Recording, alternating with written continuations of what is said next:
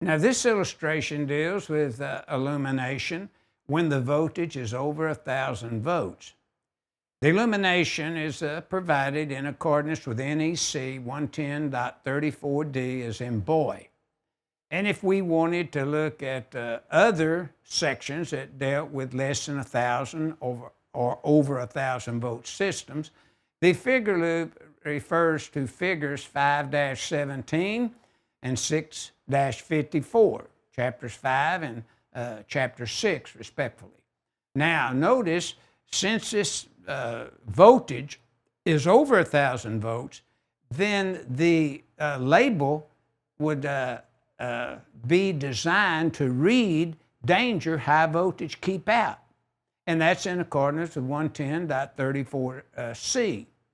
And of course, I think in section 314.71, we would have the same requirement for pull boxes and junction boxes on the cover if the inside components or wiring was over 1,000 volts.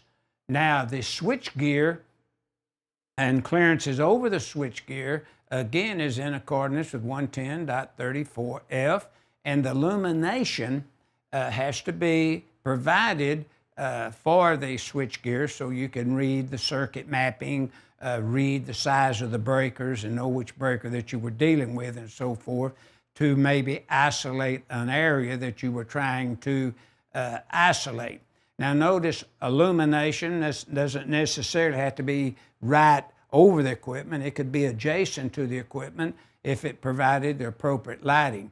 Sometimes adjacent provides the best lighting, so it's up to the designer to do that. But notice the lighting fixture has to be 6.5 foot or higher as the minimum head clearance from that lighting fixture with someone standing under it to switch something on the gear or service it in some way.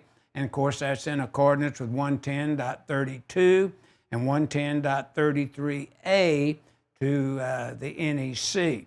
So we're looking at a lot, room, and door with only qualified people having the access.